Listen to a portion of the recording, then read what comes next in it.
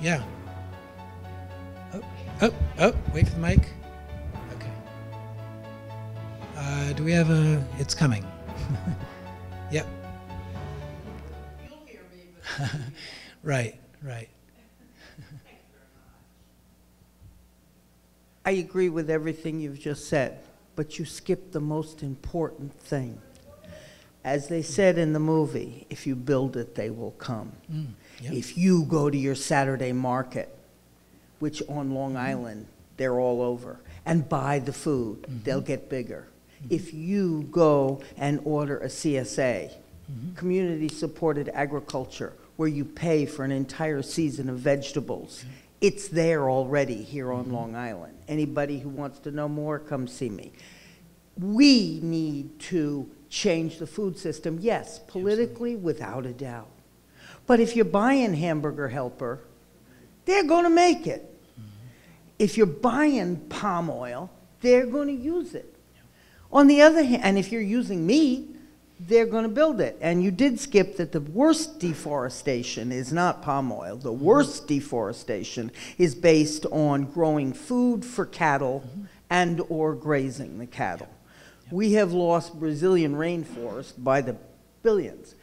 And that's what this conference is mainly leaning at. And what we need to see is that, number one, it's the healthiest way to eat. Number two, it's the environmentally best way to eat. And number three, the animals kind of like it if we're not. I mean, back in the day when you had a happy cow and then one day it had a sad life, that's one thing. But the cruel and inhumane treatment that we are giving every animal to eat is abominable. And on the same thing, which hasn't been covered in this conference, we don't even want to talk about potable water, even in this country. We have grandchildren, every one of us, who are going to be fighting in this country for potable water, if not our children themselves, depending on your age. Yes, talk to your legislature, yeah, that word. But the best thing we can do is go to the Saturday market. There's one just right around the corner from this building. Again, there's CSAs all over Long Island. You think it's suburbia. Where do we go? Unfortunately, it's only 6 months of the year because we live here. But we, at this conference, need to change it with our pocketbooks. And that is what drives everything. Right. We stop buying it. We start buying from local. It'll change it. Because, and GMO, the same thing. Don't buy GMO products. It's your pocketbook, our pocketbook. Every citizen's is what's going to make a difference. Thank you. Yep, thank you. I think those are excellent, no, thank you, I appreciate, I think those are excellent points. And I guess I didn't mention them for a reason, which is that I think that that's what always gets emphasized, is voting with our wallets. It's a key part of it, and I think the piece of the puzzle that's often missing is the political policy piece. Both are critical. I don't think that one or the other can happen on its own. So I completely agree. I think that it's a combination of the two. You know, it's actually not going to be enough if all we do is shop in the right way, because the policy mechanisms, the political structures, the corporate, it's a key piece. There's no question about it. But what I want to leave you with today is that it's not enough on its own. So it's vital. We should all spend money in the direction that we want to see the food industry going. We should absolutely support farmers markets, absolutely support organics, not get palm oil products. You know, I try to practice this as much as I possibly can myself. But what I want to, just add to that is, again, even as we do that, it doesn't enable every farmer and every producer to just answer the market signals because of the kind of corporate control that I talked about before. So I think, again, both are important. Sorry, she's got the mic, and then you after her. First, I want to thank you so much, very much. I've learned so much today from you. And it sparked a lot of things, me just thinking here, living on Long Island. I'm living here about 37 years. And I've seen a lot of changes, changes that kill me almost every day. I remember when I first moved out here, my kids being in kindergarten, we used to go to the pumpkin farms right right on Northern Boulevard. I mean, we used to just drive right up there. There's none. Right here on 110, there used to be pumpkin farms that you could see from the LIE. I could cry when I see all these buildings and apartment buildings. Where are they putting all these people? Just recently, they did a fight on South Oyster Bay Road there in Plainview, that road, that they took down all the beautiful trees. And they planted all these little trees. Well, I'm thinking, well, why didn't they put fruit trees, fig trees, any kind of tree that people could just go and eat, even on the schoolyards? You know, now that they're not spraying pesticides and stuff like that, plant a few apple trees, you know, in the parks, you know, Caniac Park or any of the parks in the surrounding area. You know, things like that. You brought a lot of things to my mind, and all these vacant lands, what are you seeing? More apartment buildings. Where are they putting all these people? The traffic here on Long Island, you can't go from north to south, east to west. It takes you forever. I used to work 15 minutes away. It took me 45 minutes. You know, I just want to thank you so very much for your input and for being here today and giving us all these ideas about farming incentives and things like that to talk to our politicians and things like that. Great. Thank you very much for that. And maybe I'll just add on to what you just mentioned. You know, I mean, every town or city can really be pushed to have a food policy, which again can then get that conversation going about, you know, whether it's a farming vacant lands or again like rows of fruit trees, other ways that food can be produced that are good for the environment as well as producing, you know, at least some of the local food supply. So we need to make that a central part of every locality's conversation. I just wanted to make a comment that it has to start at the top, and we have to educate our politicians, because when you alluded to the 80s, I remember they changed the food pyramid. We'll start with that.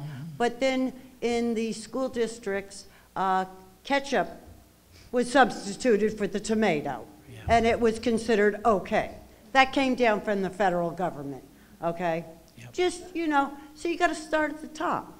All right, if you really want to get things, yes, and I know the corporations lobby, but, you know, if maybe some of our politicians had a little bit of education under their belt about food, well, maybe they think differently of the food, okay? And that, you know, if you have no knowledge, you don't ask questions, all right? Because you don't have the questions to ask because you don't have the knowledge to ask the questions, you know, and it needs to start up there. Okay. And I know, here's another political, I have trees. Because I have trees on my property, I'm taxed as a higher rate because I have a wooded lot than the person who doesn't have trees on their property. I'm contributing to the better environment, but I'm taxed higher because I have trees on my land, okay? And then on my clear land, if I grow certain things, I have to abide by the government, okay? And they'll tell me what I can do and what I can't do on my property. It's got to start at the top. I mean, I'm just a schmucky citizen, but that's where it's got to start, okay? Because, you know, I mean, I have to pay my taxes, otherwise, you know what they'll do? They'll take my land from me, all right? And that's, you know, that's where it starts, though. It starts up here, okay? And that's, you know. Yeah, thank you for that. Oh, yeah, no, thank you for that. I mean, absolutely. I think that there's probably a combination of education and a lot of pressure, you know, and a lot of this is, you know, some of these politicians, you know, they just may want to get reelected, or they may or may not care that much about these issues. And part of it is, do they hear about these issues? Are they being pushed? Are they being pressured? Because so much of what these politicians decide, you know, yes, campaign finance is a huge issue, and, you know, all of that dominates so much of our system, and then therefore their decisions as well. So you get those things like the food pyramid, you know, and they'll say, you know, they've moved away from, you know, meat and dairy is the best, to now it's just sort of all of the above, you know, and that's sort of like the vague bit of progress. I mean, you know, more plants now, and so some movement in that direction, but it's so slow. And there's a long history of the Dairy Council and the meat industry, and just lobbying the heck out of these government agencies who are making these decisions. You know, and now we're getting, again, the appointments in these positions who are like, you know, chief scientist of the USDA under Trump. You know, he's not even a scientist, never mind what kind of scientist, not even a scientist, he has no science background. You know, so examples like that, you know, the squeaky wheel gets the grease, right, in politics. So it's like, how are we going to, we don't really have a unified, we have a lot of food and agriculture groups and movements, and there's a lot of wonderful work being done in this country. But even during the 2016 elections, there were some excellent efforts to try to get it onto the political table, but it didn't really go that far, and there wasn't really kind of unity of getting millions of people to have like a, you know, some kind of a massive like food justice and sustainability lobby force. So I think that's part of what we really need to, as you're saying, educate and really pressure these politicians. But of course, campaign finance is going to be a big piece of it too. How do we, you know, have to change where they're getting the money from as well. So some of it's also future political leaders, you know, getting to them now. You know, they're so much harder to reach in state and national politics. So. 2 weeks ago, I was in New York at the Women March, and I was really electrified because these women, I think there were much more than 200,000, they said. You know, they started the Me Too movement and Time's Up, and we are the one who care about the family and the food and the health. Being an older lady, Italian, being in the feminist movement in the 60s, I came to this country and I said, why women wanted to progress, which is very good, but the progressing was imitating the men. I remember I went for an interview, and my husband said, you cannot wear pants in an interview, you have to wear skirt and nylon. I said, are you out of your mind? I wear what I want. I didn't get the job, by the way. So what I'm saying is we are more than 50% of the population here, mostly are women. So why? This is the unified part.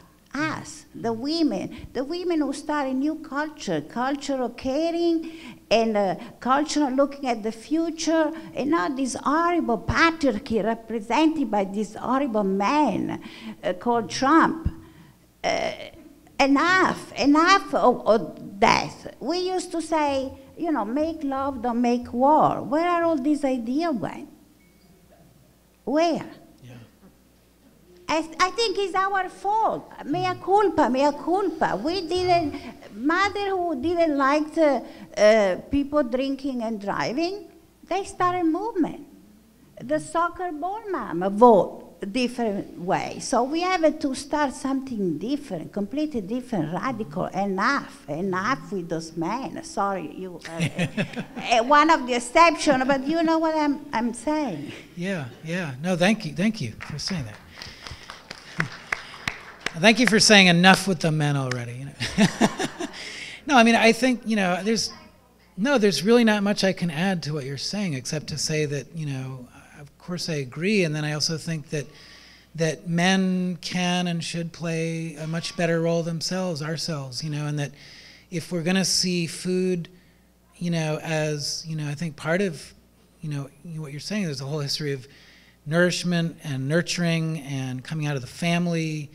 And of course, we need men to be more of a central part of caretaking families too, and we are somewhat, but you know that's not an area I'm expert on. But I think that you know that's something that men can do and should do. You know, is sort of pick up on, you know, as you're saying, women have been so much of the time forced to become more, take on certain male traits to succeed, and you know maybe we'd all benefit if a lot of men took on more women, you know, female traits. As part of our societal success as well. So, I don't know. You said it better than I can say it. So, somebody else have a microphone on them?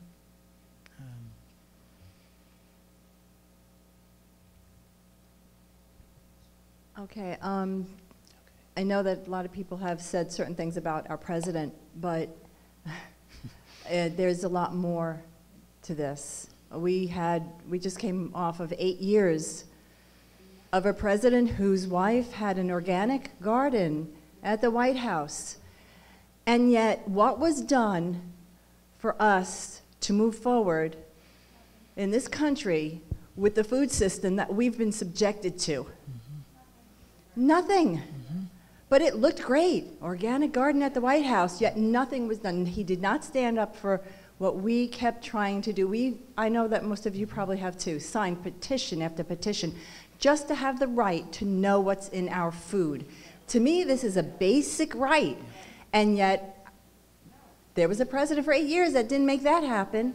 So I just want to say something that I thought of. There was a group of 3 teenage girls that kept going to, what's his name? California governor. Jerry Brown? No, before that. Schwarzenegger. And they kept besieging his office to try to get time with him to put forth their cause, which was poisons, chemicals in skincare products. And they finally, I forget, please forgive me, but you can look it up. They did make a difference. These 3 teenage girls did make a difference because they did not stop. So shame on me for not doing that with our politicians, but I think that that's what we have to do. And I mean, millions of us are signing petitions and that's not working, but I think if we go physically, if we go repeatedly, and if we don't give up, there may be a chance that we can make a change. I can only pray. Yeah, thank you. I'll just feed off of that great point to close us out, because it's true. You know, I mean, both parties are completely complicit in this situation, and you know, there's a litany of things that Obama did not do that they could have done. So, right. I mean, you know, and there have been little efforts. So let's not, you know, there are areas of progress as well.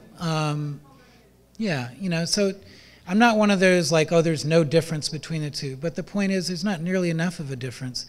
And the larger point is, again, our entire political system on all levels needs to hear about this, needs to hear about our food system being the set of crises, you know, behind the set of crises that it is, but that it's the solution to so many of these crises, and that so many pieces of that solution are already happening and in place and can be put in place to far greater extent by forcing political deciders at all levels to make these changes. I think a lot of the reason is, you know, they may or may not believe in, for instance, you know, GMOs or, you know, but that's what they're responsive to, because that's not only who lobbies them and pays their campaign bills, but that's also what's seen as the structure that we have. It's seen as the dominant structure. So we have to force them to see that how much that's hurting all of us in society, and how much, you know, again, this is urgent, you know, climate change, health, labor, all these issues. This is urgent stuff, and it has to be changed. It had to be changed a long time ago. And if I could leave you with one thing again, it's, you know, that basic fact that the production of food is the single biggest source of climate change. We need the environmental movement, never mind everybody else, to get their heads around this. And so on every level, food needs to be made as a central piece of our conversation around economics and politics. Thank you all for being here.